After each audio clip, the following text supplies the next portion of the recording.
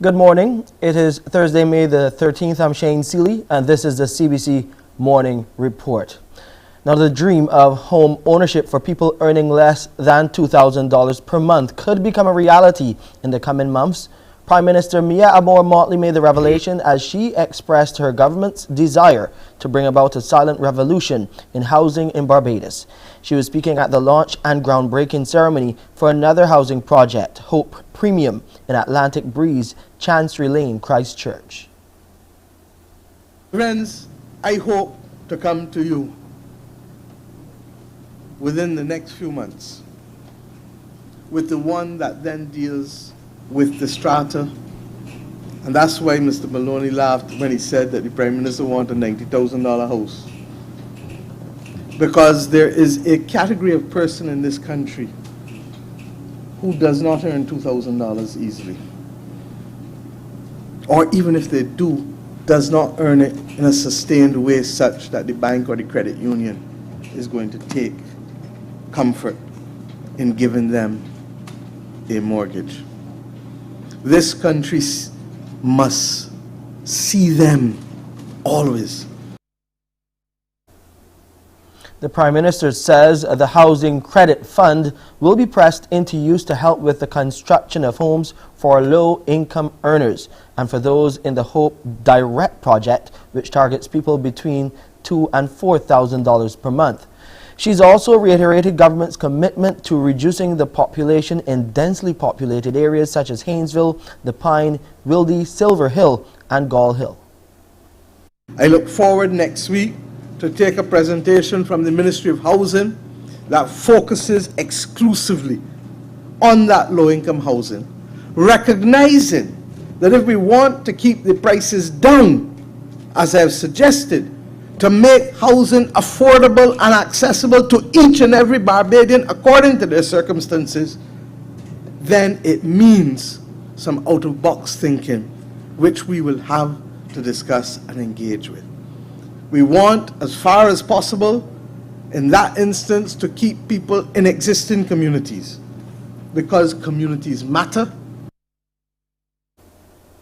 Meanwhile, the Housing Minister William Duguid says Hope Premium will target young middle-income professionals earning between $4,000 and $8,000 per month. The private-public partnership with developer Preconco Limited will involve the construction of 267 2- and 3-bedroom houses on 35 acres of land. In this development, there will be no emphasis on providing solar voltaic systems, although I understand that persons may request these installed from an individual basis. Studies show that on average, homes with photovoltaic panels sell for 5% more than comparable homes without solar voltaic systems. Also, as part of the project, 4 kiosks will be constructed, and this will provide the latitude for persons in the community to be self-employed. This translates into building economies while creating employment. I encourage the housing and construction sectors to emulate this model. And the MP for the area, the Home Affairs Minister Wilfred Abrams, says while there was some initial reservations from existing residents, a town hall meeting was held to address those. I think by and large the residents of the area are comfortable with the concept of Atlantic Breeze and what it offers to the people of this area and what it offers to the people of Barbados. Following that meeting at about 10:30 the night, Minister Duguid and I set off on a tour of my constituency, where I identified for him other places that would be perfect to put houses and housing developments. And he's assured me, let's just get started with this one, and he will look at everything else after that. But he said that nothing is off the table. So I am hoping that this is the start of new and more exciting things coming for Christchurch East. We'll take a break here and come back with our international, regional, and of course local COVID-19 updates.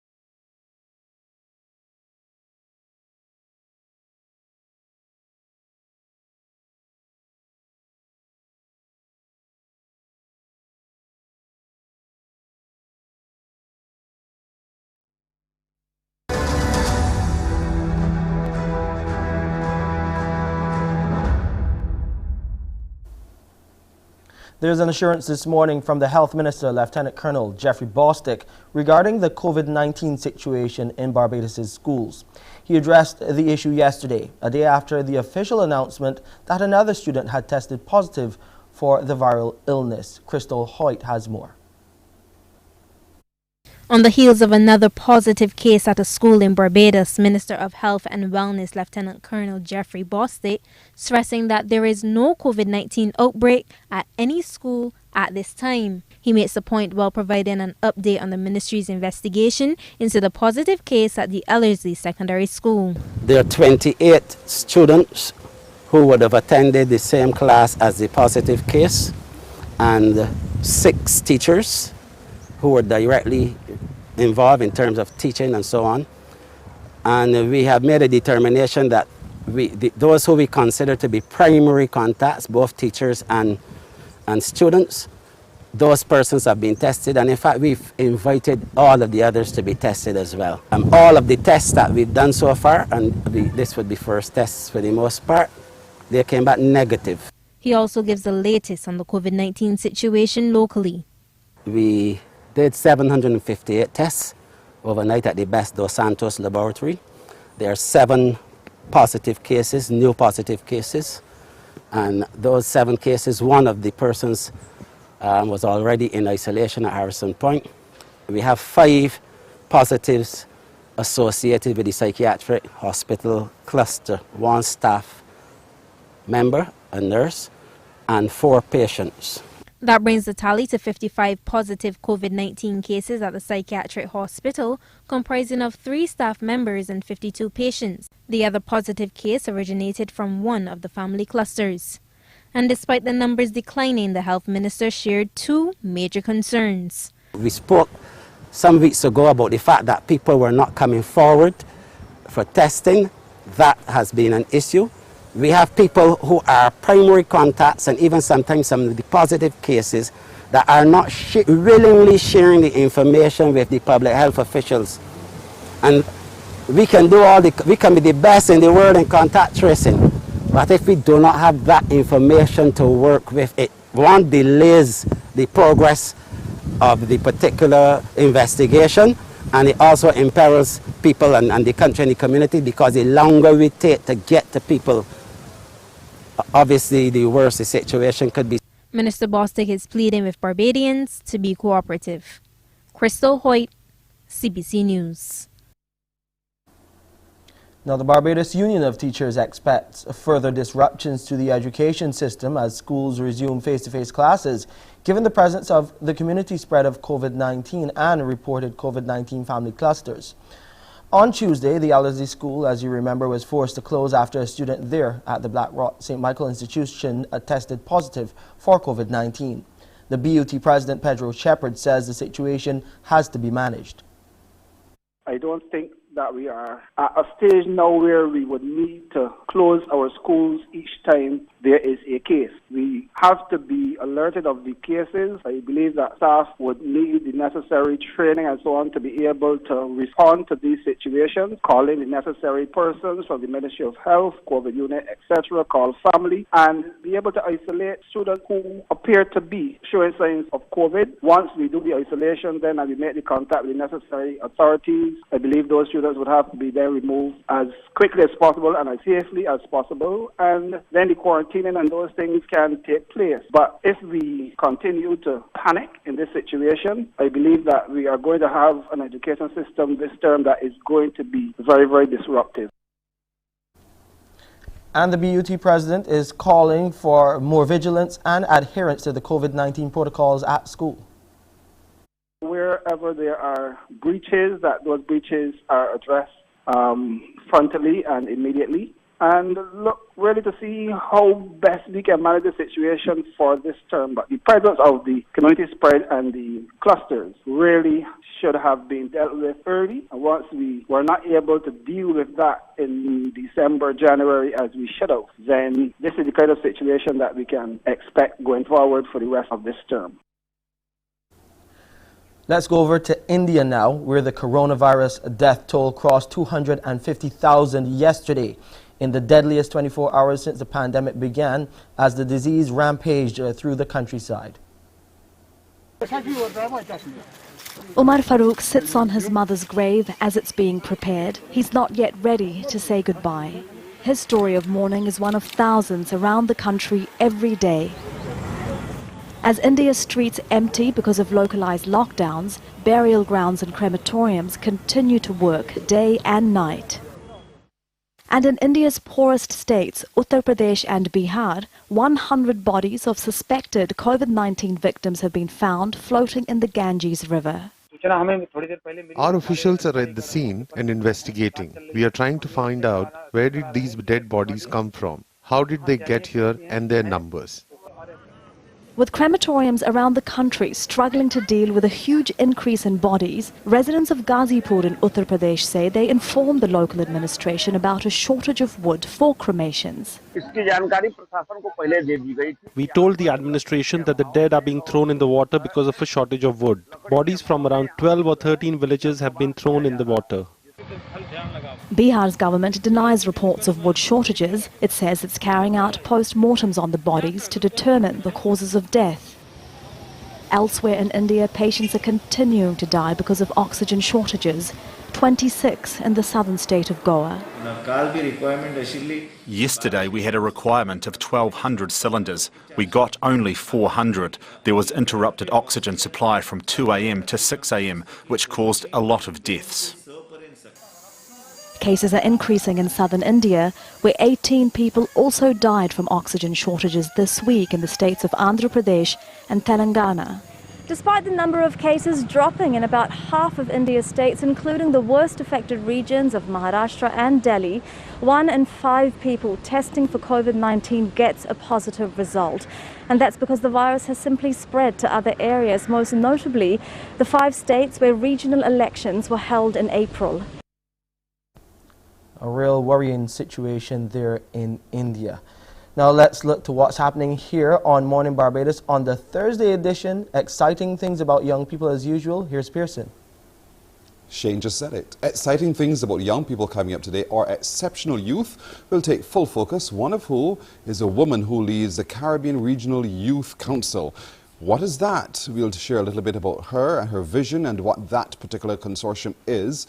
We'll also get to meet today a young man who is taking a number of disused pieces from laptops and desktops and has found a way to make money from it. How entrepreneurial is that? We'll get a chance to meet him. And then again, we'll be able to share with you some young people who've seen sport as an avenue towards their future development, and they are excelling in those sports and at their academics as well. We'll get to meet them and a whole lot more when you join me right here on Morning Barbados. Back to you, Shane. Yes, and when we come back after the break, we'll take a look at the fallout in the tourism sector, especially as it relates to jobs.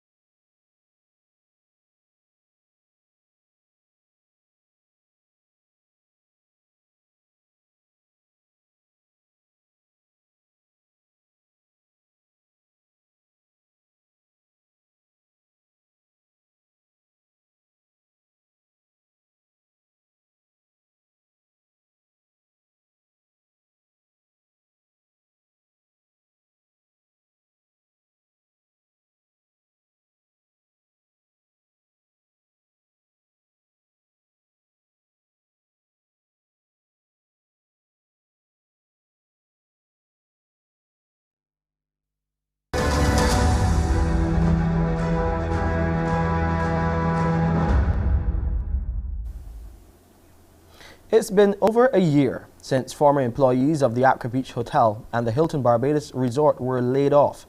Many are still awaiting severance payments, and some of them took to the streets yesterday to protest against what they call unfair treatment. Leah Briggs was there and filed this report.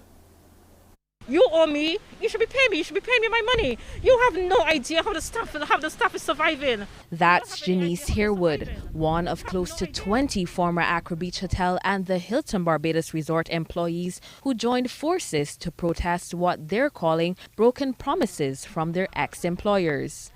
They say approximately 140 Accra Beach Hotel workers laid off since last April are still awaiting outstanding monies after receiving close to 70% of their severance last year. While venting her frustration, Representative Antoinette Brewster says the remainder of their severance was due in March. However, Accra employees have not received a cent. We need to pay our loans, we need to pay our bills, but it's not happening because we are not getting what is ours. We work very hard for it. We sacrifice, we do some of all kind of things in Accra Beach Hotel. But now it's time for we to get our money. Yes, to pay us some, but they said at the end of March, which will be the 31st, we will get our money. So now the 31st comes, they said that they can't afford to pay us, which is wrong. We shouldn't be standing out here, we shouldn't be coming up, got to protest for our money. We should be able to get our money because we don't work with Accra, and Accra shouldn't be owing us nothing at all.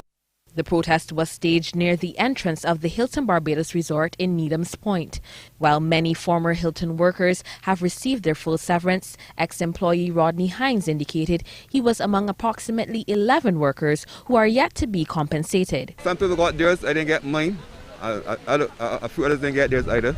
From March last year until November, I didn't hear anything at all from the Hilton. And since the date passed for the payment, I have not heard anything from the Hilton, and I guess from no one. The disgruntled employees say they will continue to agitate until they receive what is owed to them. Efforts to reach management of the Accra Beach Hotel and the Hilton Barbados Resort for a comment were unsuccessful. Leah Briggs, CBC News. As nurses across the island were celebrated yesterday for International Nurses Day, tribute was also paid to nursing assistant Ramona Maskell, the frontline worker who died from COVID-19 earlier this year. Director of Nursing Services at the Queen Elizabeth Hospital, Henderson Pinder, says Ms. Maskell's goal was to make the world a healthier and happier place. She was a caring, compassionate and committed nursing assistant who placed the patient's need above her own. She would leave work, and I'm sure her son might be able to testify, and bring all of the clothing and everything else that she could accumulate into the hospital so that that group of patients that we call the elderly for care could be taken care of. And then she would spend extra time looking after them. Her aim was to make the world a healthier and a happier place. Gentleman on the table. Mr. Pinder there speaking during the presentation ceremony of the Ramona Maskell Memorial Scholarships funded by CIBC First Caribbean. The scholarships were presented to 3 nursing students from the Barbados Community College in honor of the late frontline worker. Director of Retail Banking Chanel's Michelle Whitelaw says scholarships valued at $2,000 each will assist the students in achieving their goals. We are pleased to present these scholarships to 3 students of the nursing program of the Barbados Community College to assist them in achieving their goals of becoming qualified nurses here in Barbados. And we went a step further. Having lost one of our treasured nurses to COVID-19, we wanted to acknowledge the contribution that she made and therefore decided to do this in her memory. Acute respiratory infections are sweeping Grenada. However, health officials have confirmed they are not linked to COVID-19, Sahara dust, or the ash from the recent volcanic eruption in neighboring St. Vincent and the Grenadines. Instead, the acting chief medical officer, Dr. Sean Charles, says PCR tests conducted on the people who presented at clinics were negative. The rhinovirus, which is the most common cause of the common cold, has been identified. Dr. Charles says the dramatic rise in these infections is affecting many schools and business places, causing absences and sick leave. The outbreak is worrying officials, as Dr. Charles says it's a sign that citizens are really not complying with the COVID-19 protocols, which would assist in curbing the transmission of other viruses. Officials from Jamaica's Ministry of Education are insisting that adequate preparations have been made for students sitting the Primary Exit Profile or PP exams. This despite the fallout from the remote learning situation there implemented due to the COVID-19 pandemic. More in this TVJ report. In 2 weeks, 201 students from Mona Heights Primary School in St. Andrew will be sitting the Primary Exit Profile PEP exams. But although the school was opened for face-to-face classes on Monday, 81% of the students continued online classes. For the blended approach, we facilitate on a daily basis about 80 of our students. But the good thing about this is when the children come in for face-to-face, we still have those who are home. We're still engaging them, and it's not done asynchronously. So we are engaging our children, at all. The death toll in the Gaza has soared in what is the worst escalation of the Israeli-Palestinian conflict in years, after Israel killed a string of senior Hamas military figures and destroyed 3 multi-story towers.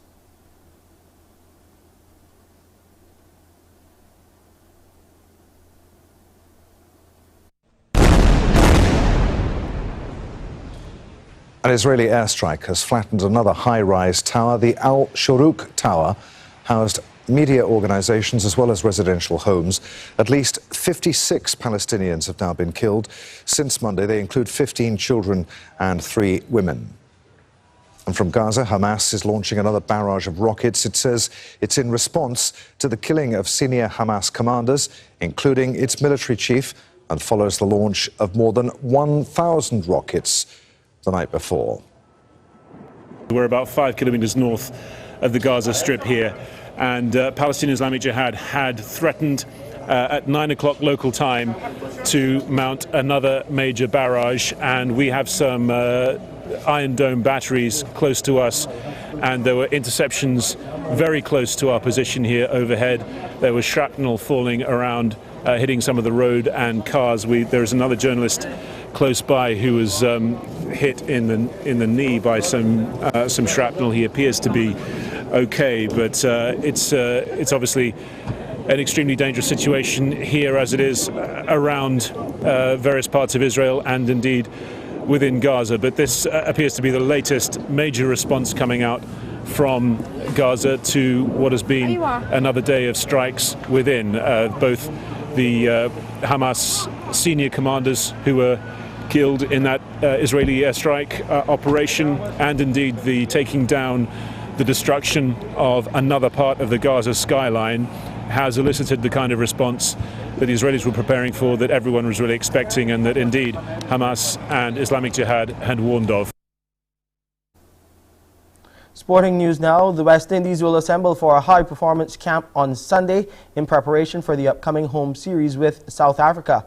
However, some Barbados-based players have been getting their own practice for the last couple weeks at Kensington Oval. Damien Bess has more.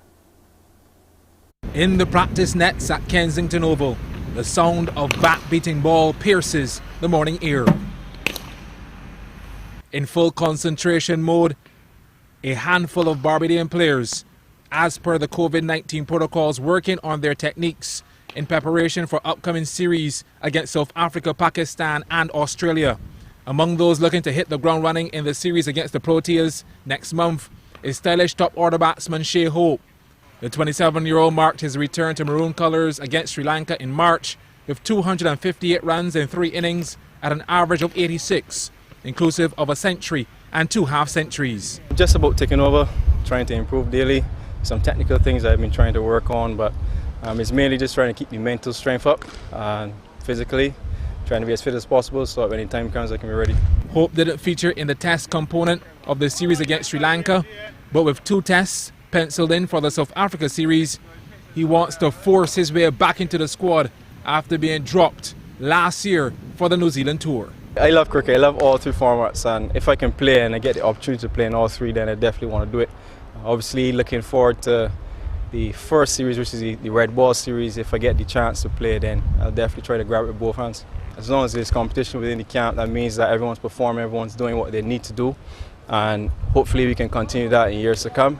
See, if everyone has their place cemented and no one else is pushing for it, that means that we're struggling in a sense as a group, as a unit, as a region. So it's nice to see everyone is fighting for their places, and hopefully we can keep that high intensity going.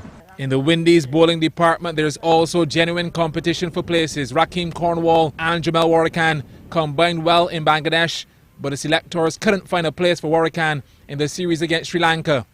The left-arm spinner believes the team is in a good space at the moment. I think we're batting really well, and we're just playing good cricket. We play as a unit, play as a team, and we performing at the right and crucial time. And like most spinners across the world, the 28-year-old has been working on some variations. But try ball and knock a ball, if the ball come back into the right-handers, therefore I spin away to the left-handers. So just to add to my game and pivoting more on my front foot. So that's basically it. Time now to look at the weather.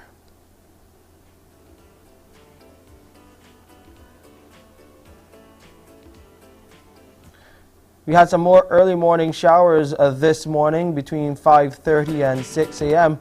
And this is how it's looking right now. The temperature 26 degrees Celsius, still windy too on the outside. Partly cloudy it is. It's feeling more like 28 degrees Celsius as the relative humidity still suggesting that there has been some drying out of the atmosphere, standing at 63%. The barometric pressure is 10-15 millibars, and those winds are coming out of the east at 34 kilometers per hour.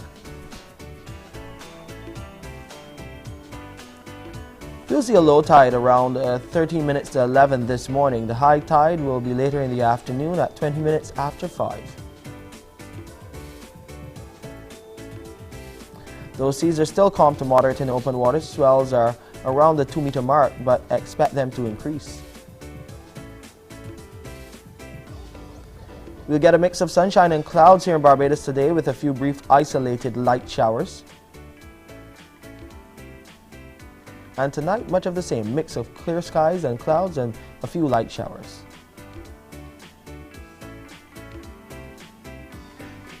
Over the Lesser Antilles today and tonight, this is how it's looking. Fair to occasionally cloudy with a few brief scattered showers.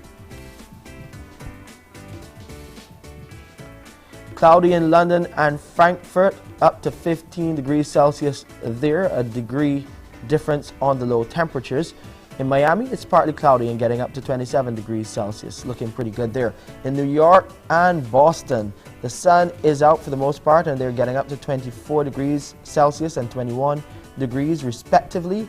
And in Montreal, also getting up to 24 under cloudy skies. In Toronto, the sun is out, but only getting up to 16 degrees Celsius today. The minimum temperature expected, it will be as cold as 10 degrees Celsius. And that's it for this edition of the Morning Report. I'm Shane Seeley.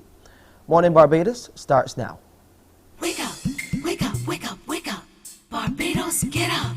Good morning. Good morning, Barbados. Good morning. Good morning to you. Good morning. Morning, morning, morning. Good morning to you. Good morning. Morning, Barbados. Good morning. Good morning to you. Good morning.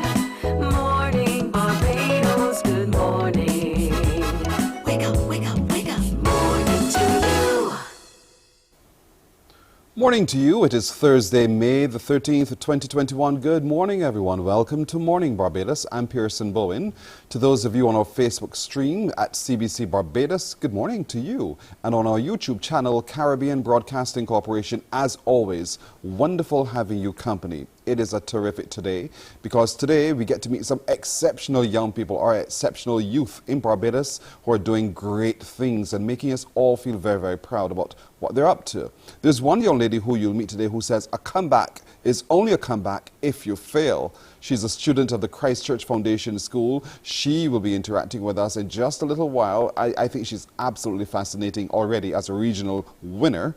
If you're asking the question, what's become of Jeremiah McCollin? He was a young man who played the saxophone. He went to Queen's College. Well, we found him. We'll share with you the very latest of what's happening with Jeremiah McCollin in just a little while here too on Morning Barbados today. And Akil Aline is a footballer who's off the island on a footballer scholarship.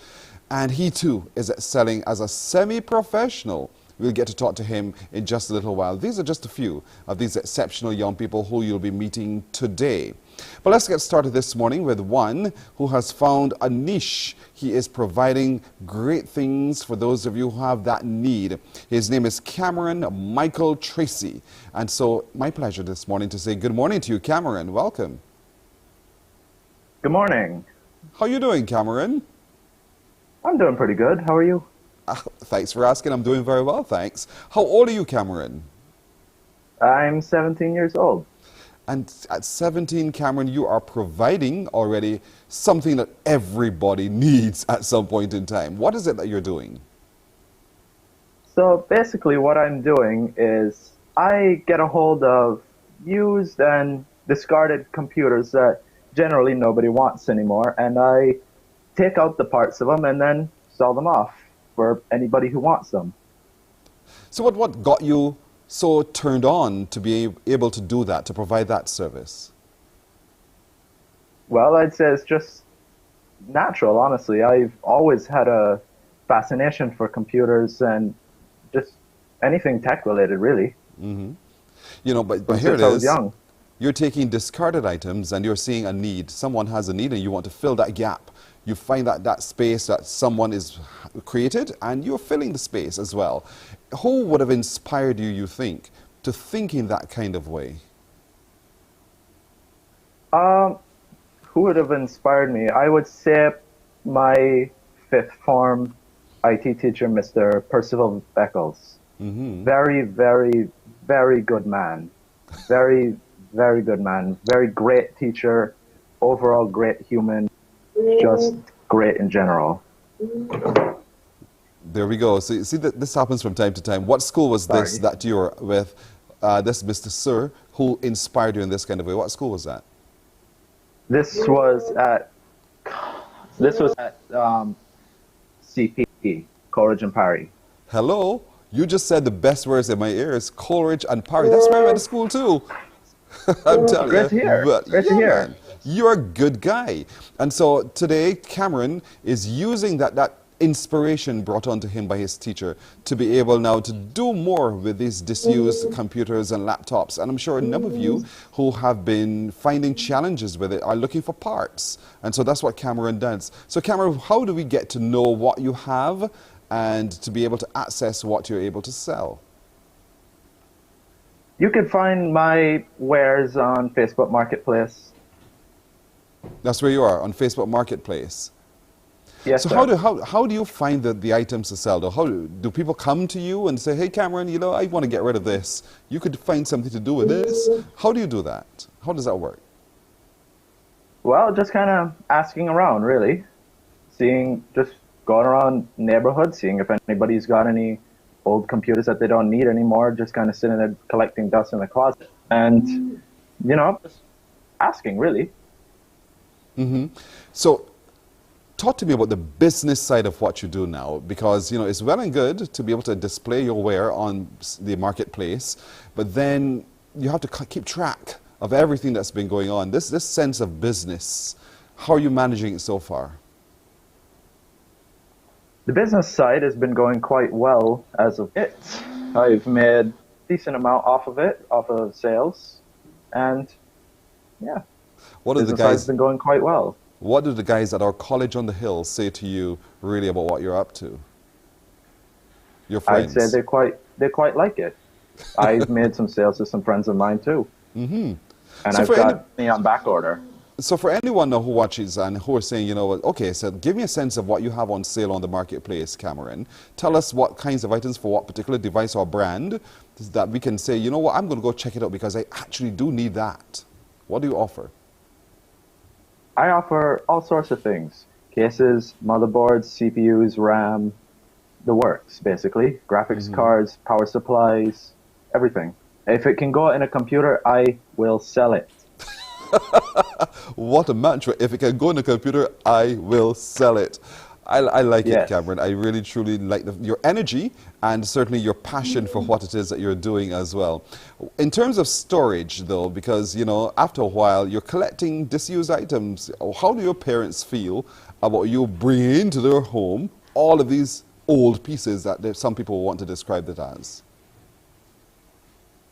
Well, they absolutely love it, honestly. They love the fact that I'm becoming independent for myself and bringing... They're completely fine with it. They love that I'm doing this. Mm-hmm. They don't mind that it creates a little bit of clutter in my room, but it'll find its way out eventually, so... I like that. It'll find its way out eventually. Part of the clutter in your room, quote unquote, are those guitars which you have behind you there. What's going on? Oh, yes, they are. Yes, they are. Yes, tell me about they that. Are guitars, in fact. Yeah, I used to be a guitarist for 4 years. Mm-hmm. What do you mean? You're only 17, Cameron. What do you mean 4 years? How long have you been playing the guitar now? Since I was like 13. Since you were 13? So for like 4 years. So those guitars are what? Electric guitars? Yeah, electric. I play a combination of electric and acoustic. Which one are you better at? Electric. Why? And just more preference, really. More preference. Do you play in a band or you just play for your own recreation? I just play recreationally. I prefer just to play solo. But you know, music is a big thing at Coleridge and Parry. Why aren't you a part of that program, lending your talent to what the school is offering?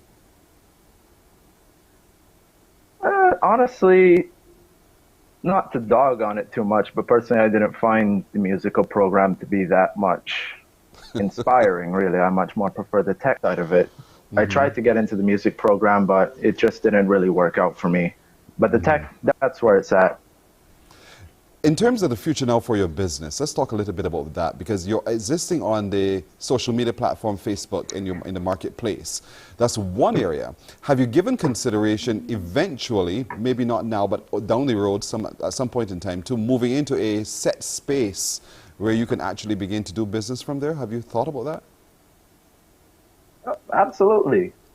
Absolutely. So tell me the plan. What's your plan? Find the exact right one, but tell me your plan. Honestly, don't really have too much of a plan right now. Just kind of what works, works. I'll come across, if I come across something that interests me in another light, then so you're playing around with your device right there. I can see that already. So these things clearly fascinate you. His name, by the way, is Cameron Tracy. And if you're looking, so if you want to give you a call, Cameron, apart from everything else, where can we find you? How can we get in contact with you? Well, as mentioned before, you can find me on Facebook Marketplace just under my name, Cameron Tracy. Or you can send me an email at CameronTracy04@gmail.com. CameronTracy04@gmail.com. What are you studying at the moment at Coleridge and Parry? Any particular focus? Right now, I'm not studying at Coleridge and Parry anymore. I'm at Commonwealth right now. But right now, what I am studying is electronics, computer science, a little bit of applied math. And what's the next step in your educational journey for you after Commonwealth? After Commonwealth, likely would go to UE. Likely. I don't know what.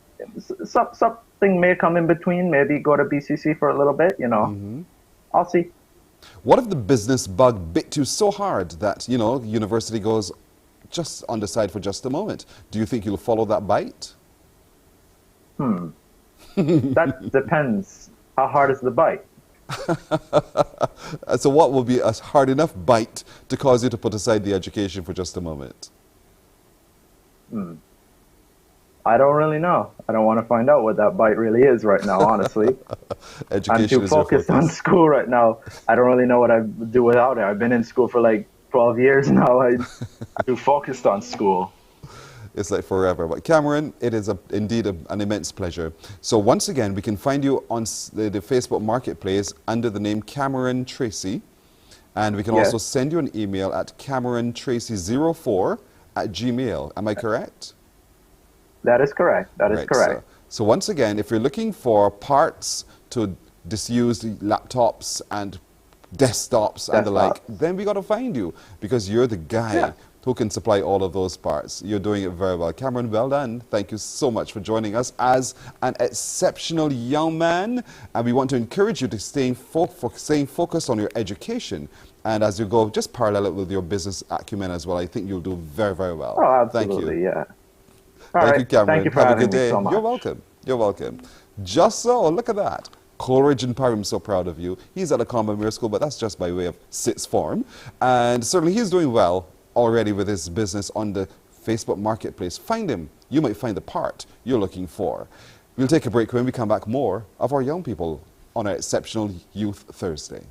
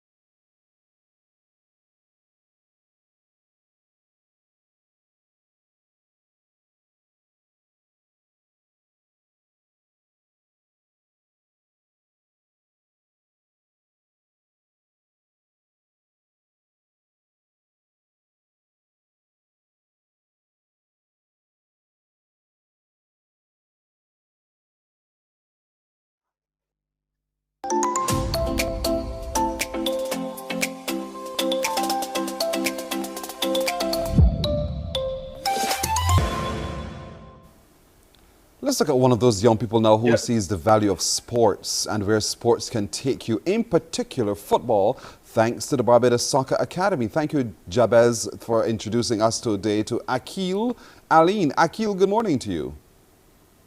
Good morning. Thanks for having me. How are you? I'm doing well. How are you doing? Not bad myself, thanks. Something tells me you're the tallest in your family. Am I right? That's to be bad. Among, yeah, probably. Perhaps. Because your mother is short, your brother is short, you know, all of you, just the Aline family. Cecilia Aline, who would have been who is one of our directors here at the CBC, and, you know, so we know her well. Well, where are you at the moment now, Akil? So right now here in the UK, I'm playing football in the UK here for Chichester City Football Club. Wow. So that's where I am at the moment. So let's talk a little bit about how you got there, because was it through the scholarship, through the Barbados Soccer Academy? So what happened was I played a lot of youth football for RBC Capital Markets, Barbados Soccer Academy, and we did a lot of tours and whatnot to Canada, UK, various places, and I actually came to the UK in search of a football club, and I came to study college. And the help of Jabez Bavel and his contacts allowed me to come across Chichester City Football Club, which I had a trial at and got successful. Mm-hmm. So you're there. What are you studying at the moment then, while you're there at university? So I'm not in university. I'm starting university in September. I am doing a degree in football coaching and performance. That's interesting. So why? Who inspired you to take up that particular course of study at the moment? Football coaching and science. I think the thing is because football has always been my main love among many sports that I've done. I think, you know, a lot of people say you need a plan B as well if this football side doesn't work out. So I always want to stay within the sports industry. So I was only really going to do coaching at some level. So that's why I decided to take it up. Which of your parents, mommy or daddy, is more passionate about what you're doing? Who says, yeah, man, go for it, Akil? And which one says, but you know, Akil, you should have a fallback? Which one says that, mommy or daddy? You know, they both say it equally as much as each other, you know. To be honest with you, I can't really say one more than the other. yeah, they both encouraged me a lot. They've both given me, all the support I could possibly want, and they also both push the academic side as well. So yeah, that's important. So there you are in your gear. How long Yeah. ago was this photograph taken? So that photograph was taken, I believe, last year around November time. Since then, it's been very tough for the season because we've had lockdowns here in the UK. So our season was more or less put on hold for a while, and we've only just recently started back playing within the last 2 weeks. And you're playing in Yeah. the semi-professional, as a semi-professional at the moment. What does that mean, really? You're not a novice, clearly. You're now a semi-professional. What does it mean to be a semi-professional? Well, the level of football here in the UK is very high. To play at semi-professional level here it's just below the professional game, but it's very serious. It's one step below the professional game. Yeah, competition is very high. Even at the semi-professional level here, there's a lot of players here that could easily play, Premier League level football or professional level football, around the world. So it's very challenging. It's also something that I'm very proud of at the moment, but it's also not where I want to stay long term. I want to progress into the professional game. And my goal is to 100% play in the English Premier League here in the UK, or potentially in a professional league in another country. What was it like when you tried out and you met faces and people, players from all over the world and you thought to assess yourself? In that self-assessment, how did you describe your performance level? Well, it was I would say it's nerve-wracking, but I wasn't so nervous. I was very confident in my ability. I know what I'm very capable of, and I trained very hard for the trials when it came along. So I was very self-assured, and I knew I would do well. And yeah, it wasn't too daunting for me, I would say. So, you're rubbing shoulders now with people from all over the world. Give us a sense of some of those nationalities who are part of your team that you're playing with. So in our team, we have some players from Canada. We have Irish. We have Greek. We have African. We have people from all, and then obviously me from Barbados. So we have people from all over. What's their fascination when you say to them you're from Barbados, or they hear your accent? What do they say to you? First thing they ask is how far I live away from the beach. The beach that's is the first thing they ask. draws them in every time. Yeah, they ask how far you live away from the beach. So while in school, education is critical, and mommy and daddy would have reminded you of that. At what point did you say to yourself, you know what, while I enjoy math and English and all the rest of it, I also like sport, I also like football, and I will try to do both? At what stage in your age development did you think that was when you made that decision? Well, I was very keen on sport since I was probably 4 or 5. I really didn't want to do anything else besides play football, or I played cricket growing up and did track and field. And I think when I got to about, probably when I just came out of primary school, I went into to Leicester Vaughan secondary school. Just about that point is when I decided that I wanted to take it, outside of Barbados. I wanted to go further with it, and yeah, my parents just gave me that encouragement. But they always did maintain that I would need to study with it, because in sport, in the field of sport, it's very challenging. Sport, it can be a very challenging industry to be in. It can also be very rewarding, but you need to have your education, because that's important, because you can get injured at any time, and then just like that, the dream is over. So you need the education. Now, that's great advice to those young people who are watching today, who are saying, I want to be just like Akil. He went to school at our school, and here it is, he's overseas, and he's benefiting through sports in England. And so what else would you want to say to that young person today who is struggling with that decision to choose a career path? I would just say, just whatever you want to do, just believe in yourself. That's the most important thing. Without self-belief, you can't get very far. You need to be confident in your ability, and don't feel pressured because your peers want you to do a certain profession or career path, or your parents want you to do something. It's really the most important thing is what you want to do. So at the end of the day, you're going to walk the career path.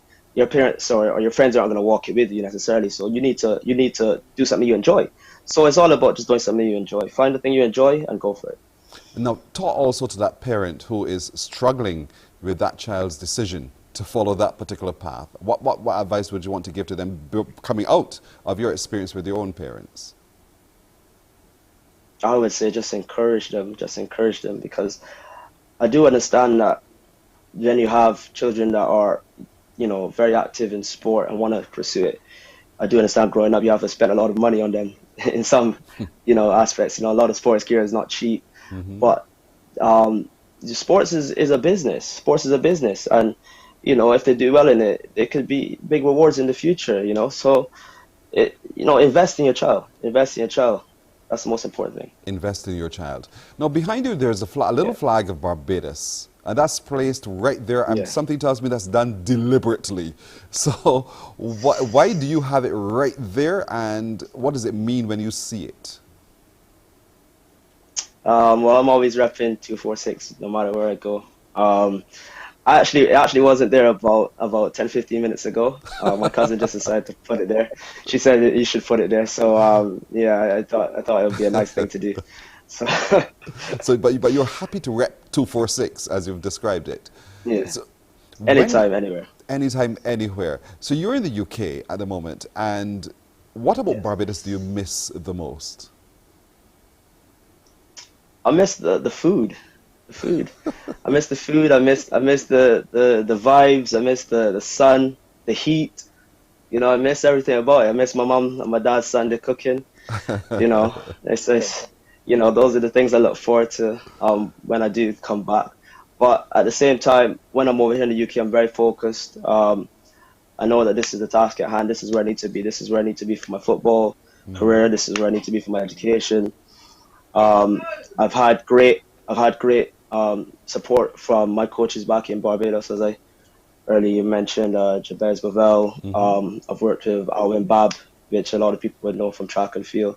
In my fitness, I've also worked with Albert Mapp from Technique Football Club, with my time there. So I've had support, and I'm very thankful for these people. Football in Barbados, and you've come through the Barbados Soccer Academy. There are parents who are wondering, what is that, and what benefit can my child derive from that association? Share with me and share with all of us what the Barbados Soccer Academy is and what that program can do for any young boy or girl who wants to play football.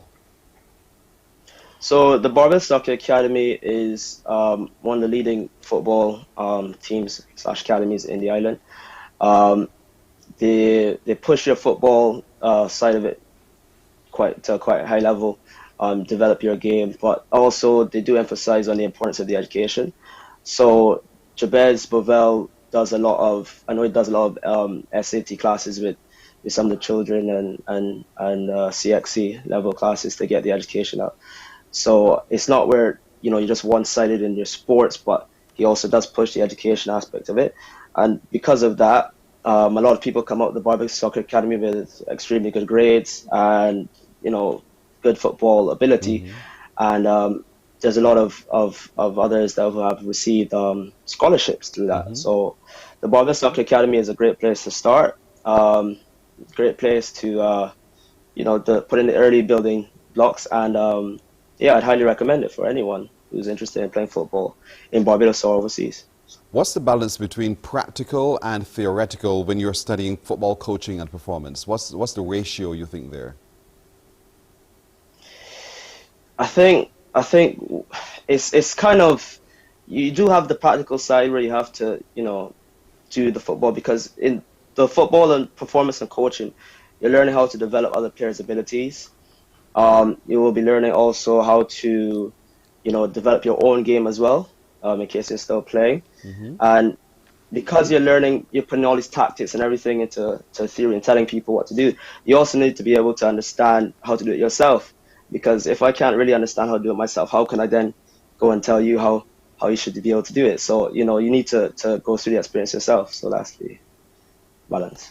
All right, fair enough. Akil, it's been so wonderful talking with you. I'm sure your mother right now is watching, beaming bright. Your auntie as well, there at Ryan's restaurant, you know, also beaming brightly because Akil Ali is on the TV and he's all the way in the UK at the moment coming through. The folks from Leicester Vaughan are so proud of you, and all of us here at the CBC, all of us in Barbados are equally proud to say to you today that for us, you are one of our exceptional young people who's taken the sport of football to a different level now as a semi-professional. And we expect to see your name emblazoned in all the bright lights as a professional real soon. So we wish you every success, Akil Aline, and good health as you do what you do. And eventually you'll come back to be one of our football coaches and performance enhancers as well. So well done, Akil. Thank you. Thank you for having me. You're very welcome. Akil Aline through the Barbados Soccer Academy, now living his dream in the UK. So don't discount what he said. Take it to heart. Maybe your child could be that next person at study in the UK through the offices of the Barbados Soccer Academy. All right, let's take a look at our good decision of today. That is brought to you by Glucerna, with those nutrients to support your immune system. Look at this. It says, consider the opposite. Once you've decided something is true, you're likely to cling to that belief. It's a psychological principle known as belief perseverance. It takes more compelling evidence to change a belief than it did to create it. Considering the opposite will help break down unhelpful beliefs so that you can look at situations in another light and decide to act differently. So, in making your decisions, consider the opposite. Simple Simon, right? That's brought to you today, your good decision of the day, brought to you by Glucerna, with those nutrients to support your immune system.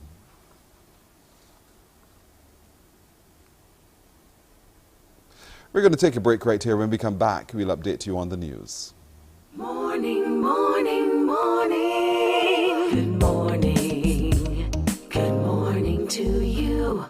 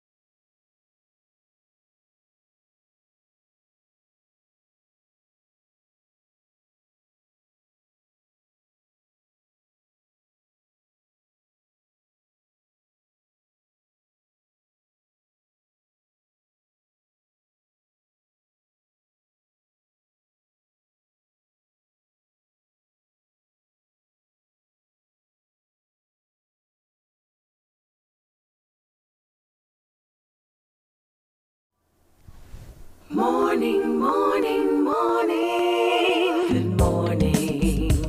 Good morning to you.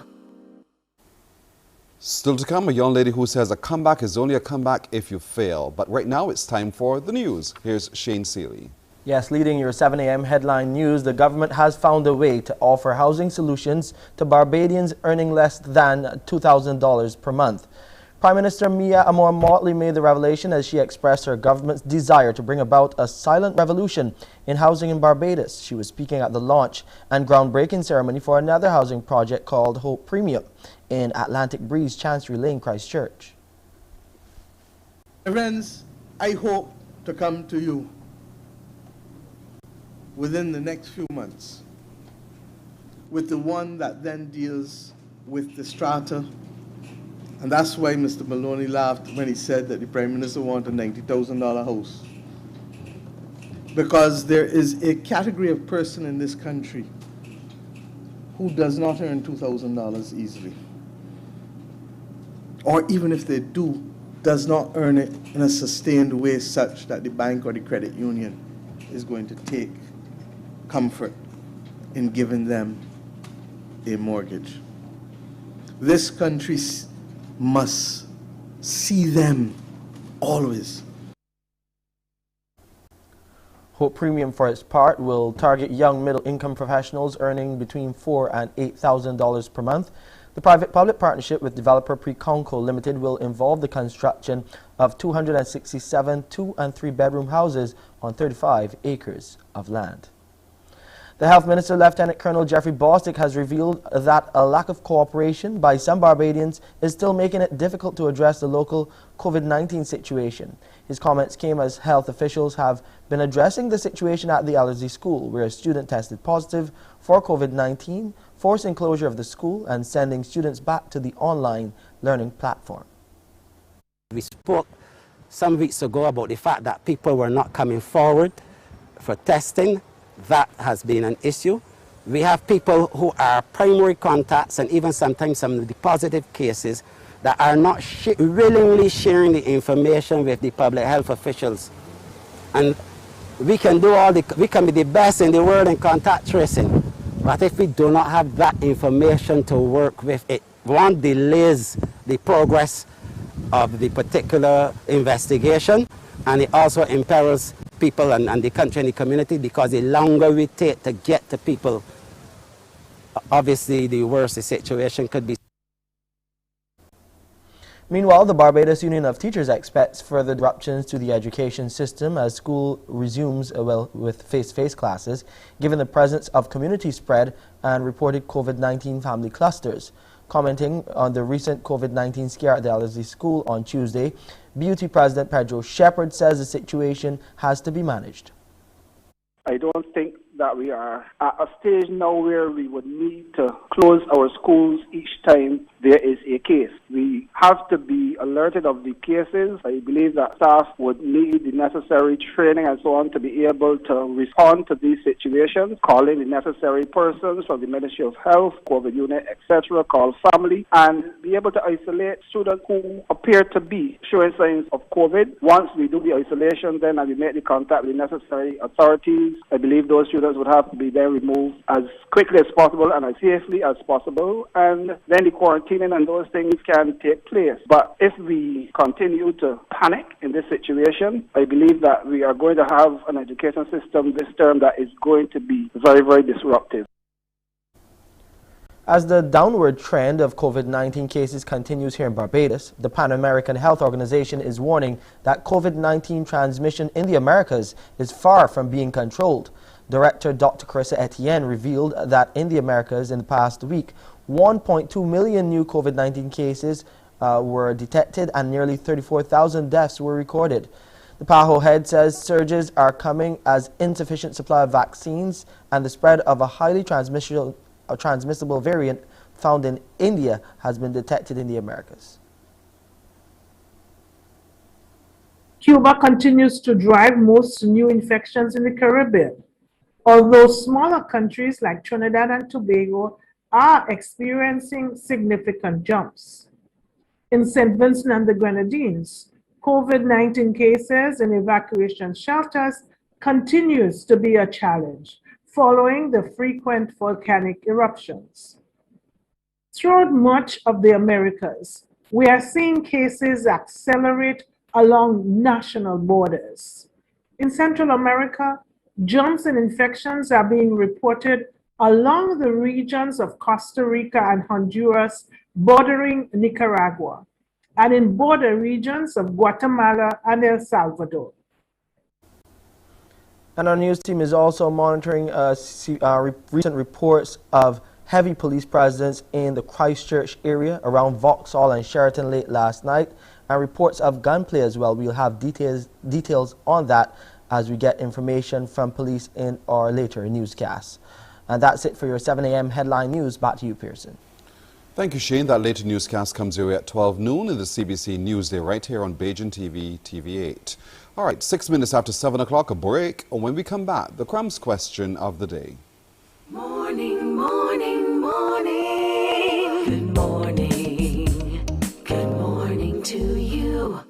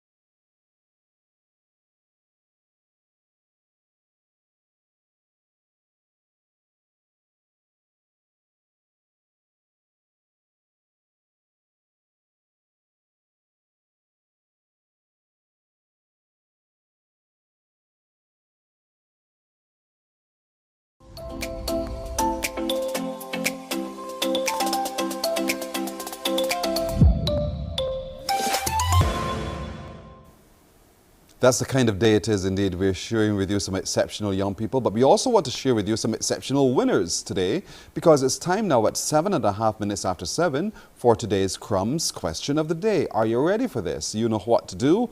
Give us a call on 228-5562 or 228-5563 to correctly answer the question of today's day. Today, Thursday. What is the Crumbs question today, Thursday? The Crumbs question of the day is, in what year did the Barbados Revolt occur? In what year did the Barbados Revolt occur? Do your history. I'm sure you'll figure it out. So get on the phones once you know and call us on 228-5562 or 228-5563 to answer this question. In what year did the Barbados Revolt occur? I know. I hope you do. So give us a call to find out. And when you do, I'm sure you'll use that information and store it somewhere because it's useful information. So in what year did the Barbados Revolt occur? 228-5562 or 228-5563. Good luck to you. Now, let's continue sharing with you some exceptional young people, one of who goes to the Christchurch Foundation School. She is a winner already regionally, and so it's our pleasure to introduce you today to Niobe Holder. Good morning to you, Niobe. Good morning. How are you doing? I am fine, thank you. How are you? I'm doing very well, thanks. I know shyness is not your game. You are already quite an orator, having won at the oratorial competition there with the Optimists of Barbados. So tell me a little bit about why you think a comeback is only a comeback if you fail. Honestly, I believe that there will be no wins without losing. And it's important to know that you need to keep persevering and keep going and to be stubborn and to keep pressing on, because if you stop when you lose, you would never get to the win. Does that describe you? All that you've just said, including to be stubborn, does that also describe you? Yes, it does. I recognize that right away by the way you said it. You're 15 years old and you've done so much in your short time here on earth. So what got you so caught up in oratorical deliveries? Honestly, a couple of years ago, I would have never thought. I probably would have written an essay, but I said I would never do a speech. I cannot come and talk in front of all of these people. There is no way. But my first competition was for International Corruption Day, and my teacher was just like, go with it, just do it. Yes. And when I won, I was in complete and total shock. And I couldn't believe it, because that was my first time I competed against older, more experienced children. It was crazy. So you brought your A game, so to speak, and you really brought home the bacon as well. And then you went on to the regional competition. So tell me, how was that for you? Preparation for the regional competition was, it was so much. I was probably the youngest competing, and everybody was trying to add in big words or vast concepts to make my speech, not to give substance to my speech and make sure that it was mature and make it seem like it was not living in a world of rainbows and cupcakes. But we wrote like 5 speeches and none of them felt right. And maybe 2 weeks after, I was like, this is not working. Yes. I'm just going to stick to my guts and speak my truth. And it worked. It worked. And ever since then, it's been working for you, because you've entered speech competitions, you've entered into essay writing competitions, and you've done well in every one of them as well. I want to look right now at, you know, I'll use it in this way, the quietness of our young people in Barbados and what appears to be a lack of confidence in expressing oneself. Why do you think that is? This is something that I was speaking about up to the other day. I don't think it's that young people are necessarily quiet, but they do have opinions. But it's important that when you think something that you speak out on it. Because if you mumble in a corner or just talk among your groups, nobody's going to know. You have to put it out there and let everybody know this is what it is. I think that's important. And I would say do not be afraid to be smart. Because a lot of the time that may be not the popular thing to do or what's cool, but you could be smart and not be a nerd or to be overbearing. You don't want people to be overbearing. Be humble still. Don't let your ego get ahead of you, but be smart. Of course, of course. And have a right to express how you feel and be able to use language to express how you feel as well, rather than using fist. And so help me understand, because I was a talkative child in school. When I was your age, girl, nobody could shut me up for real, especially in English literature. I could talk, you know, and oftentimes you're told to be quiet. So how do you feel about the opportunities for young people to be able to express themselves? Are you at school given enough opportunities for you to vocalize and to put into open space your vocabulary? Is that happening a lot in schools for young people? I think it is changing now and becoming better, but at the same time, young people need to push for it. So while there is improvement, I think you still need to put yourself in a position and make sure that you're heard and people actually listen. Yeah, but you have to have something to say. You start with something to say. If you have nothing to say, perhaps it's best to keep your mouth shut.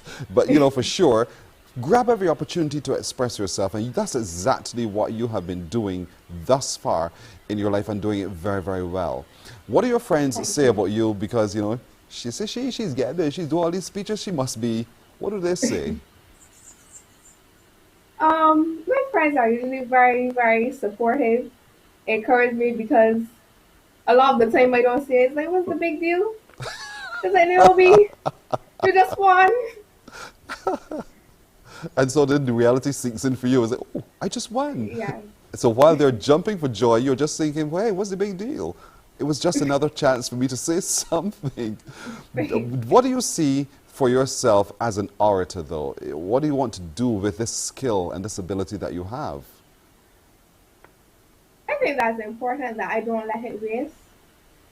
I don't think it necessarily has to be a profession, but use it in some way. I would personally use it to speak to other people about my experience, preferably young people, and speak to them I would like to speak to them in the way that they understand, and hopefully not just say the same thing that everybody says.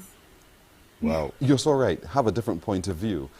So how do you balance life, though? Because you're at school, you're doing all of your essay writing, winning competitions, you're doing all of your oratorical competitions, winning them too. What else do you do? I love sports. My main thing is track and field. Really? Yes. Why do you love it so much?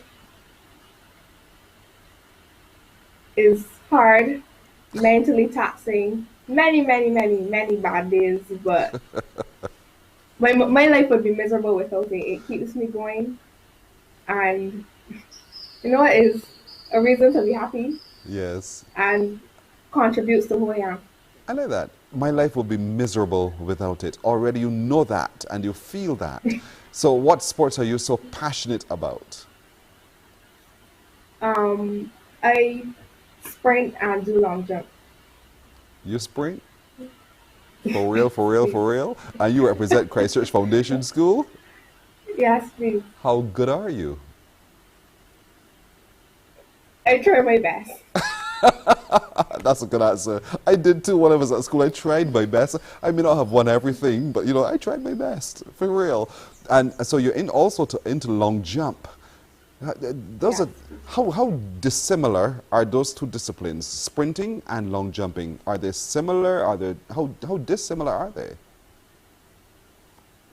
I mean, both things defy all laws of gravity, common sense, biology, everything. So it doesn't matter. It is similar, but slight differences while jumping. But yeah, I just love it. Fair enough. Fair enough. So what do you apart from sport and knowing that sports does a lot for you, what else do you do for fun, just for fun, Niobe? Relax. Just to let go, to sleep. The beach. Ah, okay. The beach is your place, Yes, please. And just to relax and let go. Music? Relax. You're into music as well? Yes, yes, please. What's your favorite genre of music?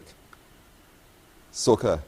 I could never choose one. I could never choose one. Oh, all right, fair enough. You're still quite young, but you're also doing very, very well, Niobe. I am so immensely proud of you because oftentimes you don't come across a lot of young people who have the capacity to have a conversation extended and to deliver in such a competent way. So for you, as a real winner of oratorical competitions, as an essay writer, eventually to become no doubt a novelist, something tells me, I really want to commend you in everything that you're doing. What do you think you want to be as a profession? What do you want to do? Like I said, my life would be miserable without sports. So I think I would maybe like to go into sports management, but hopefully that's not the only thing. I will still be an orator, maybe music, but I don't prefer to lock down myself to one thing. Nice. The sky is your limit, Niobe. And with that, we want to say to you today from Morning Barbados, you are for us and for this entire island one of our exceptional young people. Niobe Holder, it has been a tremendous honor to meet you, to celebrate with you this morning all that you've achieved and all that you will continue to achieve. We want to encourage you to continue doing very, very well. Your school is proud of you, and we too at Morning Barbados. So well done, and thank you for joining us. Thank you so much. Have a You're good very morning. welcome. You too. Thank you very much. Enjoy your day. All right. Isn't she sweet? Absolutely beautiful indeed, and a real achiever. Well done. Let's take a look. Do we have a winner of today's Crumbs question of the day? I thought it was a difficult question. I hope you didn't feel that way as well. The question is, in what year did the Barbados Revolt occur? In what year did the Barbados Revolt occur? Did you have to be a historian to know this? What's the answer? Here comes the answer. It was in 1816 that the Barbados Revolt occurred. Sean Luke, how did you know? Sean Luke, you were not born then. Sean Luke, how did you know? Sean Luke, congratulations to you. You're today's winner. You answered correctly. 1816. Well done to you, Sean Luke. Congratulations. You are the winner today, and so someone from Crumbs Bakery will be calling you, Sean Luke, to make arrangements with you to collect your winnings from Crumbs Bakery. Sean, you'll find that they're delicious right down to the very last crumb. Congratulations. So, another question tomorrow. We'll take a break right here. When we come back, more on Morning Barbados. Morning, morning, morning. Good morning. Good morning to you.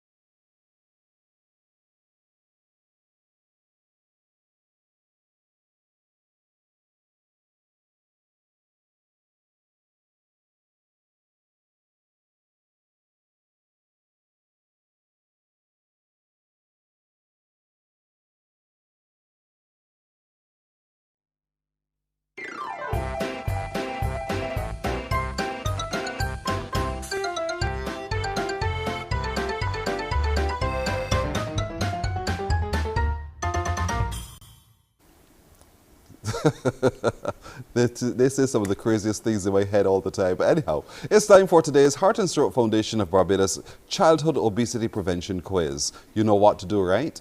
Give me a call on 228-5562 or 228-5563. I have a question, and should you answer that question correctly, you are a winner. We get a chance to chat just a little bit as well. All of this in support of Child Month. You know, the Barbados Heart and Stroke Foundation Childhood Obesity Prevention is aiming to us return our children to healthier, nutritious meals. So, we have a caller on the line. Here comes today's question. You don't even know the question.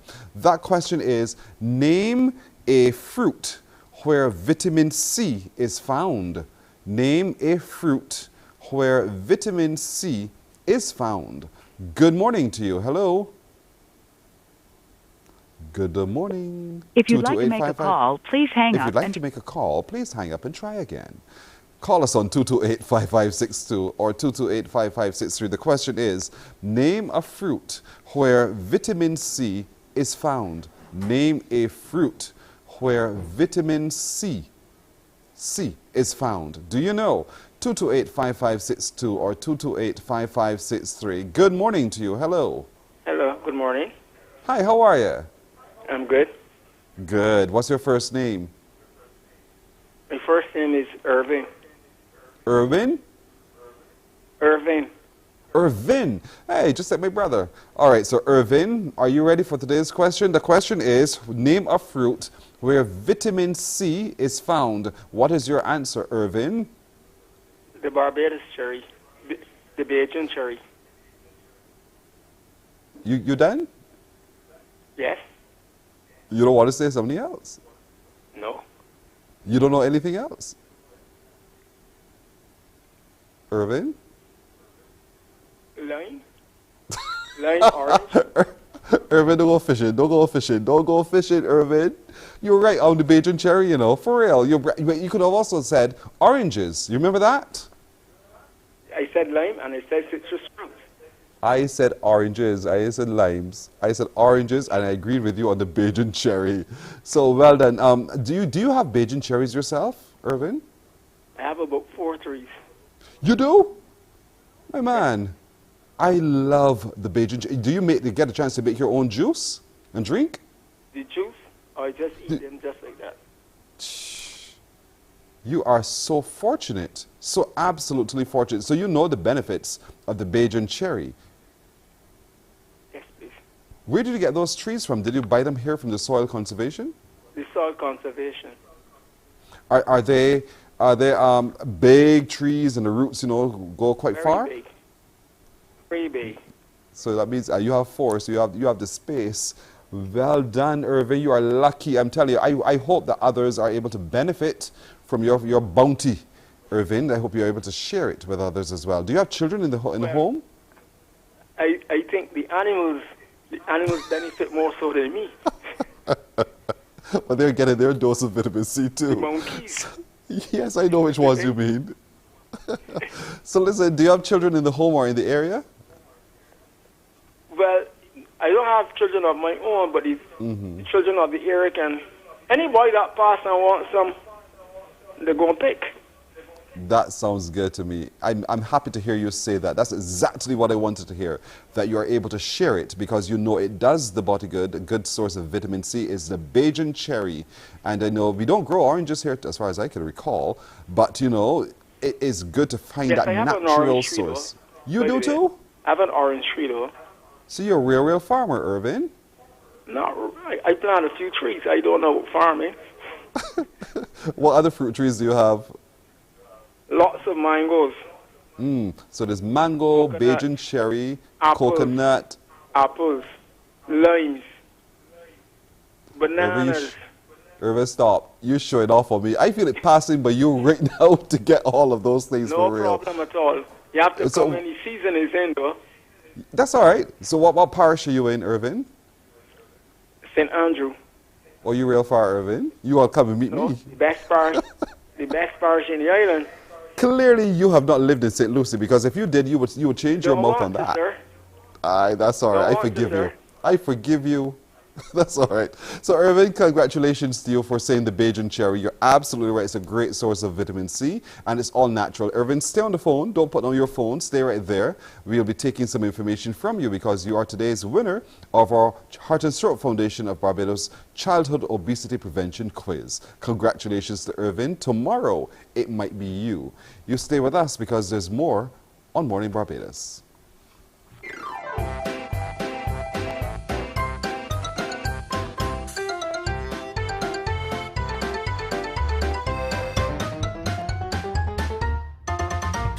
Morning, morning, morning. Good morning. Good morning to you.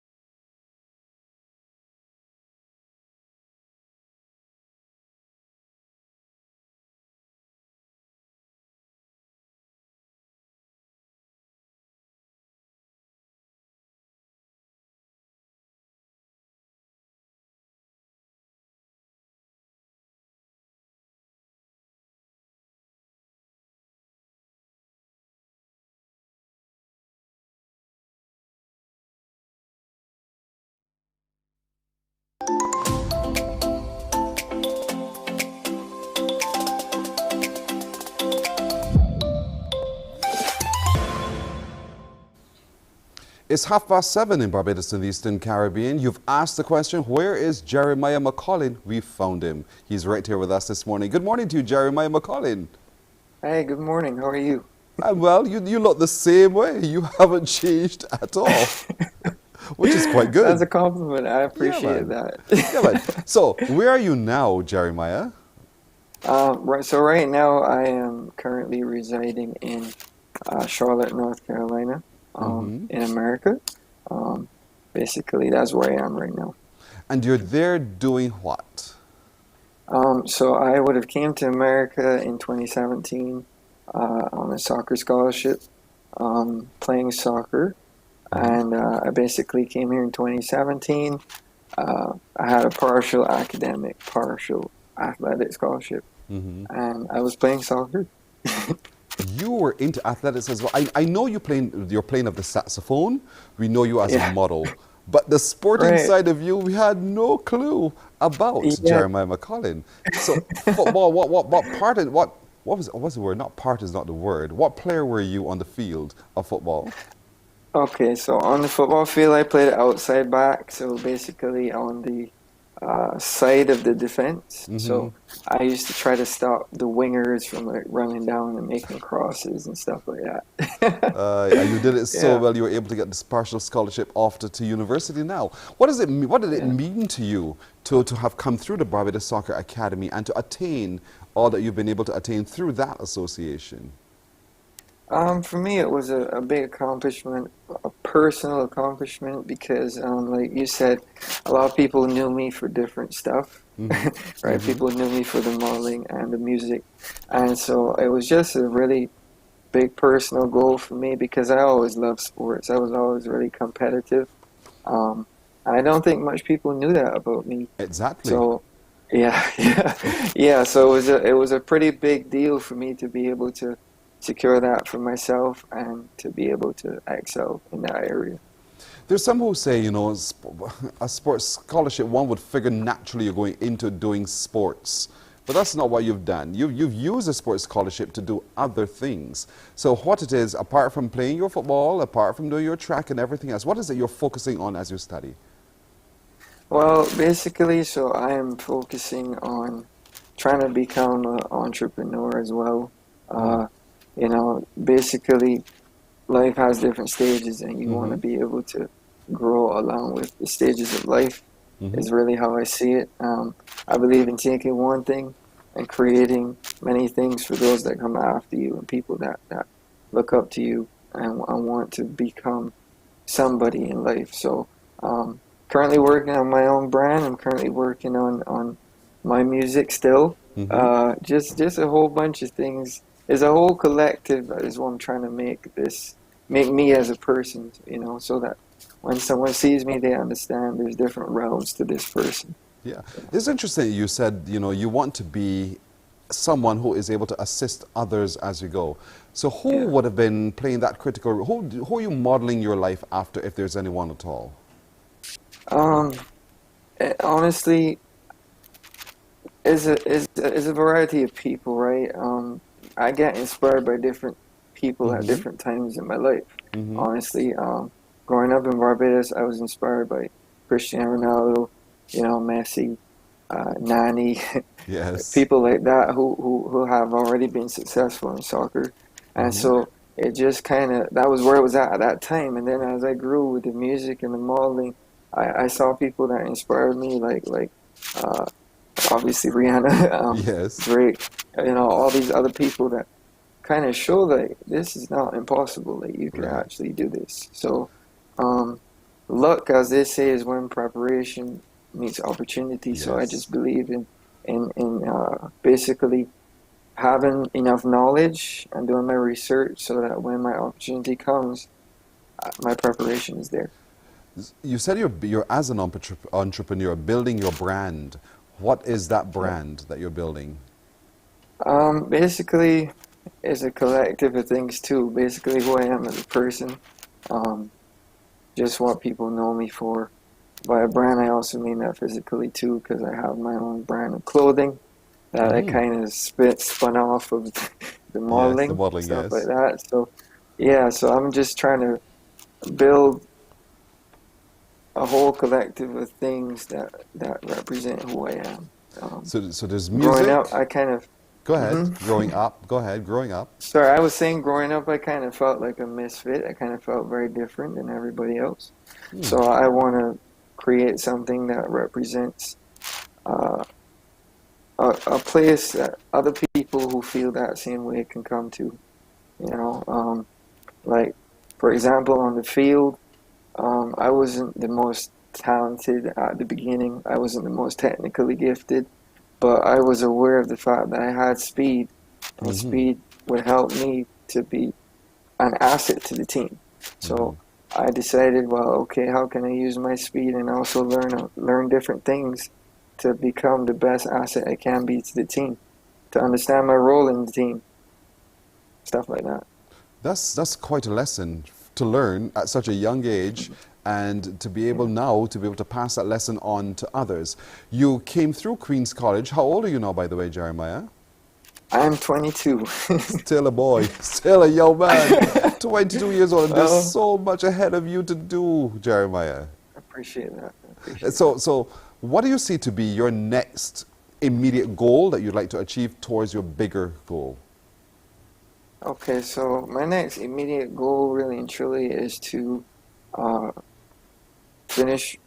complete my studies. I have a year left, so I want to complete that, make sure I secure, because that's the foundation, right? The mechanical engineering degree, that's my foundation. I want to make sure I have that, because I want to build my house on a good foundation.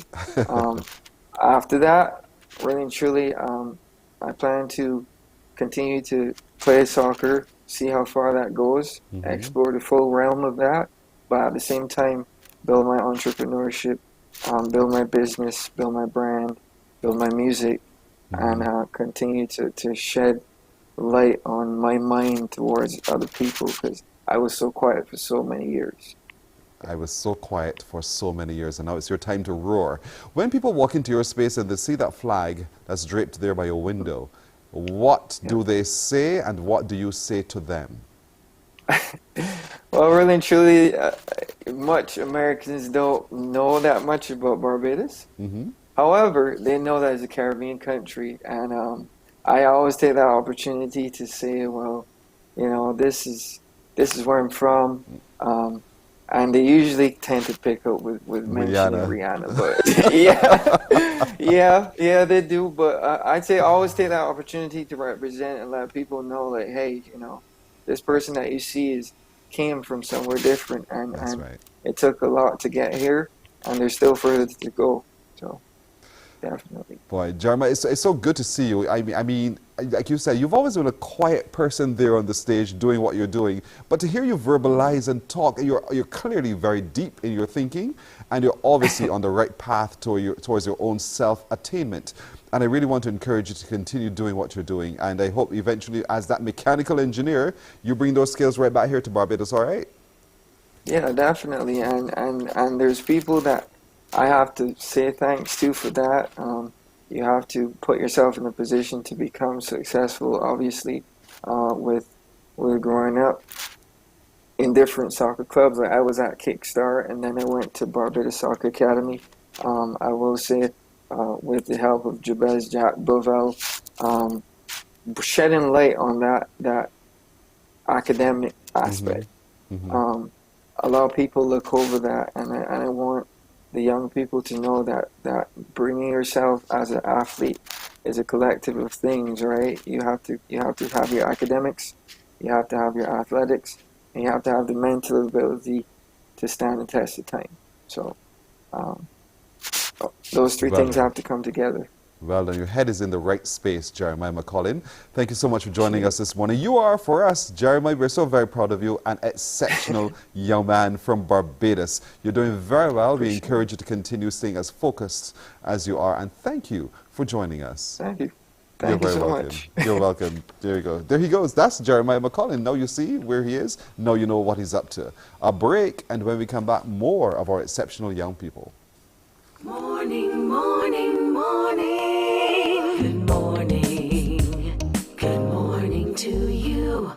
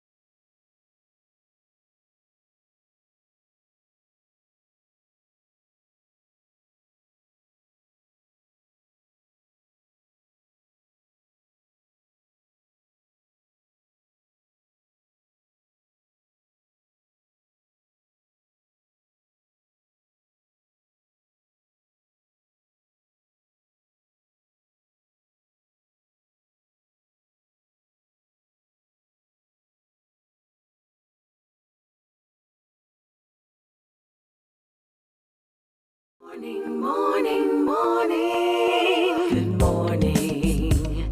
Good morning to you. This next exceptional young person is a top local surfer, and his first name is Ocean. I like that. Good morning to Ocean Gittins. Good morning. Unmute your microphone, Ocean. Are we good there now? Let's see.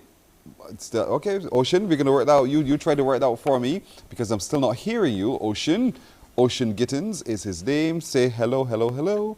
Let's see if we get that started out there. But Ocean Gittins is his game. He loves to surf, and he's been surfing for quite some time. He is a top surfer, and that passion for surfing, where did it come from? How is he excelling? What has he won? What is not won? And why the name Ocean? I need to hear. I need to understand that as well. He's also gained some scholarship through that sport that he's chosen as well. And again, all of this reinforces that sport, parents, has now risen forward as one of those chosen careers, as one of those areas that they can pursue as a profession and that they can make significant gains in. And I hope that by all of this, we're able to trigger that thought in you, that when your child says, Mommy, Daddy, I love sport, I want to be a footballer, I want to whatever else, that you don't discourage them, but you do actually encourage them to pursue their particular sport. Yes, that balance of an academic career is absolutely critical, so I'm not saying that you take that away from them. Yes, you make them still do their academics, but encourage them to express who they are through sports. As you would have heard from Niobe, if it wasn't for sports, what would she be? She would find life so boring.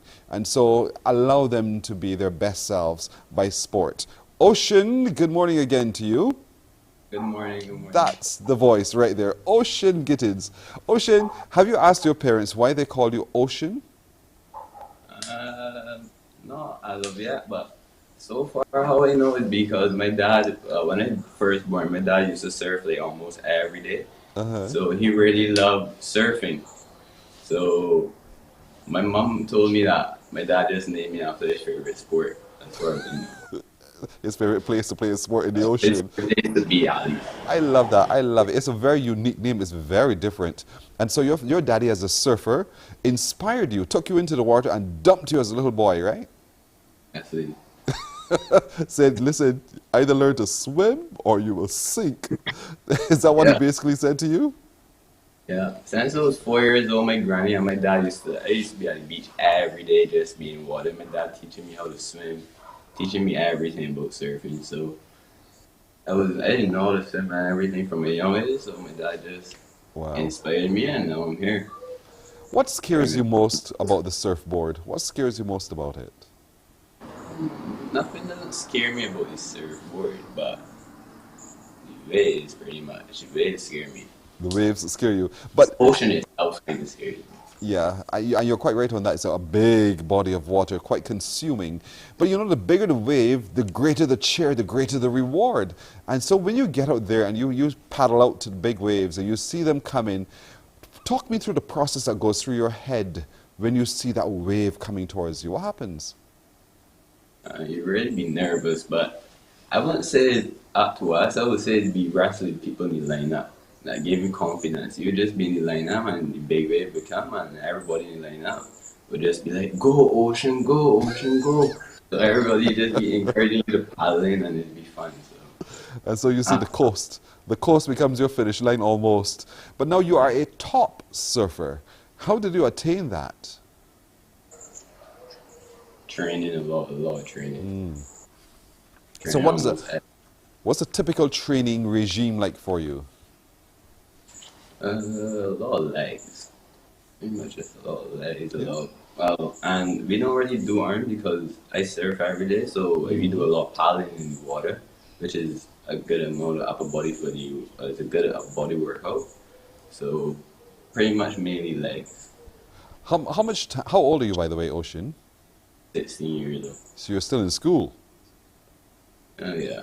No, don't say that. Yeah.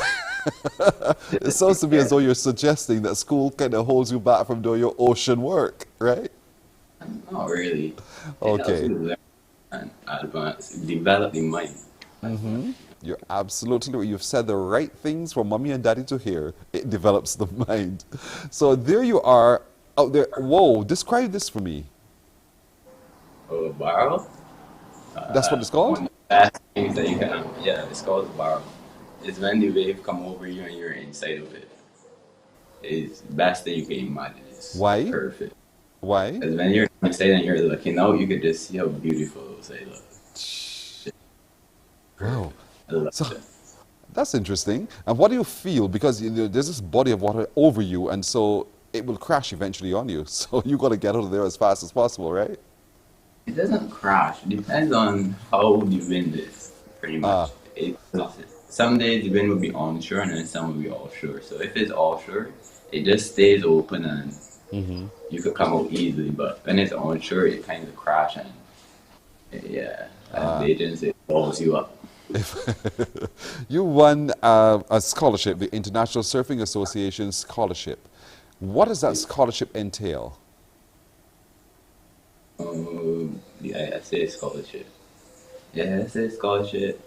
It pretty much just helps us as surfers to get new equipment and just the not professionally, but help you get a better stage, a higher stage in your game with better equipment. So that's pretty much what it is. So, okay, let's look at equipment now for just a moment. There are different surfboards for different surfing conditions. They're all behind you. They are displayed right there. So are they all different for different occasions and different sea surfaces? Yes. So help me understand then. You could turn around. You could turn and just turn slightly and show me what it is you want to tell me now. So wait, this one is for smaller waves. And it has 4 fins for more drive. Like for a lot more turns and maneuvers. This one here is a twin fin. This is a lot looser and fun to ride. Like if you just want to go for small little fun this, so we get it. This is my everyday board. One contest board. So I don't really surf it every day though. Okay. It's special. Yes. And the rest of them are big wave boards. Okay. So the different boards for different wave conditions and so forth. So as me, the novice, big old me, wanting to get out there to do some surfing, which board would you recommend I start with? That board you don't have it. I have it, but it's on the floor. And you can't That's all right. see it. That's all right. I would say the red one. Oh, the red one is the one you would suggest I start with a long board. It makes it easier, less paddling, and it's easier to stand up. But you can't surf in big waves. It's only like 1 to 2 feet waves. Let's talk about what you see to be your future now, because it's all well and good to surf here in Barbados, but your test of your skill is going to be when you surf elsewhere around other people as well. So have you had those kinds of opportunities, and what do you see in your future as opportunities for you to surf and really compete against others? Yeah, I surf in overseas contests a lot already. I would say it's a lot harder overseas than in Barbados, but I'm getting accustomed to it, and I believe that when I go over next year or hopefully this year, depending on how Corona goes, that I will do better and show people what Barbados can really do, put Barbados on the map. That is my goal. There you are in action, Ocean, out there on the ocean, showing off, riding those waves. Boy, I mean, when I think about it, and as a non-swimmer myself, it scares the living daylights out of me to see you guys out there doing all of that, but you seem to be having a lot of fun. Yeah, it's not really a lot about swimming. The board helps you stay over the water, so you don't really have to study anything. Just go there and have fun, pretty much. Is that simple? Just go there and have some fun, and pretty much the board keeps you relatively safe. That's exactly how it is. All right, Ocean, thank you for joining us. You are an exceptional young man in an exceptional sport, and you're doing exceptionally well. And so for us today, we compliment you as one of those exceptional young people. Thousands are watching you right now, and they'll now know you as Ocean Gittins. They now know you as our top junior surfer. They now know that you exist, and they'll be tracking you as you go as well. And we know you'll do us very proud as an island. Ocean, thank you so much for joining us here on Morning Barbados, and well done. Thank you, sir. It was You are very welcome. My pleasure indeed. Take care. Ocean Gittins. Ocean is his father's favorite workplace, the ocean. We're coming right back after this with even more of our exceptional young people.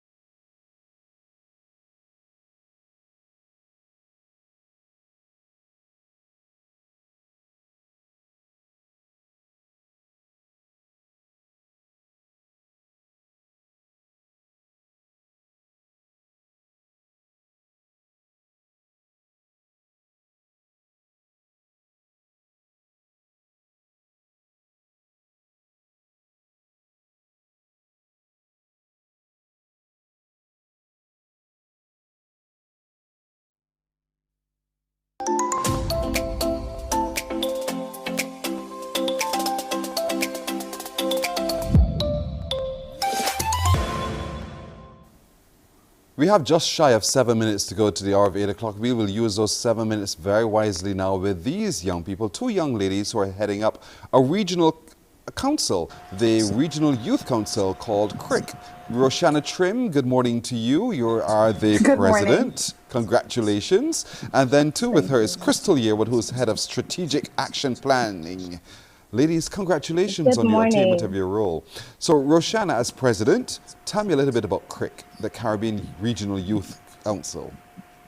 Of course, the Caribbean Regional Youth Council is independent and it's a democratic grouping of national youth councils across the region. We represent 8 youth councils, with Trinidad and Tobago having separate councils but voting as one. This does include Barbados, Guyana, Antigua, Anguilla, and several others. And CRIC was formed in 2013 at a regional youth summit, the Caribbean Youth Leaders Summit. And from that point in time, we've worked to become the engine for youth development in the region through advocacy, partnering with governments and developmental stakeholders, and working with young people to better develop their skills and their capacity to lead and to impact development across the region. You're all in different spaces at the moment. So how do you come together to have a collective agreement? Well, right now, from usually pre-COVID, I should say, we would have meetings in intervals, perhaps twice a year. Now that COVID is here, we have utilized Zoom and other platforms a lot more in order to have discussions and in order to continue to work as a collective. What do you think is critical right now that needs to be brought to the fore on behalf of young people? I think it's really important that we talk a lot about unemployment and the youth unemployment rate. I mean, young people have done a phenomenal job during COVID as it relates to being innovative and reinventing themselves to new businesses. But employment is definitely a concern. Additionally, the mental health of young people throughout this period across the region. And also, particularly for youth organizations, national youth councils and CRIC, it would be support by governments beyond just saying that, yes, I support you, yes, I believe in this, but also as it relates to financial support to support administrative needs, because all of the work that we do is voluntary. And so with that in mind, Crystal, how do you now take all of that as head of the Strategic Action Plan Committee and put it into action? What's your role?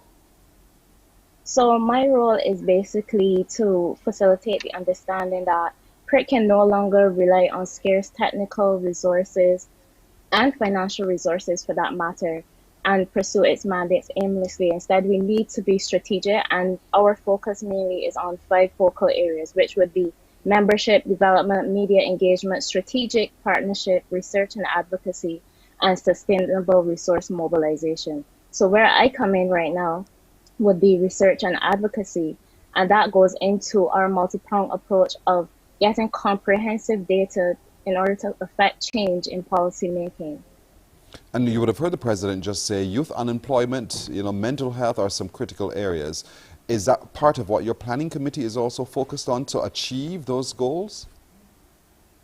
Yes, so the survey that we currently have running, it also gives young people the space to talk about those issues. So we have things like gender-based violence, mental health awareness, youth unemployment, LGBTQI rights. So we are tackling a myriad of activities, but at the same time, we also are running a regional think tank for the region, in which these issues would also be discussed in a wider space. So what stimulates you to take on this kind of advocacy, Crystal? For me, it is that I want to see a region where young people thrive, and a region that represents the resilience, the capabilities, the aspiration of Caribbean youth. I mean, too many times we get looped with Latin America and the Caribbean instead of just being the Caribbean when we have issues that are unique to us. So for me, I think that inspires me to get out there, make research, make policy, and advocate for policy changes that are what Caribbean young people need. Roshana, we don't have a lot of time. We'll give you 30 seconds very quickly. What about you? What is it that inspires you to want to do what you do? Caribbean young people are beautiful, they're vibrant, they're dynamic, and they want to see their potential realized, and we can't do that unless we have governments that are working on our behalf. And so it has to be nothing for youth without youth. See that? I love that. And so because it is about youth, with youth, we want to invite you back to Morning Barbados very soon. So our producer will be contacting you. There's a lot to talk about and a lot to hear from you guys as well. So I encourage you to continue doing what you're doing and listen for that call soon to come back, all right? Thank you so much. You're very, oh, look at that. They say the same thing. Not word, not word. Roshana Trim, who's the president of the Caribbean Regional Youth Council, with Crystal Yearwood, who's the head of Strategic Action Plan Committee and the survey lead. Well done. Well done to all of our excellent young people as well. We are so encouraged by all that you're doing. We want to encourage you to continue doing so, and Morning Barbados will be the catalyst to help you show what you do. So thanks, everyone. Have a great day. We'll see you again tomorrow. Wake up, wake up, wake up, wake up. Barbados, get up. Good morning.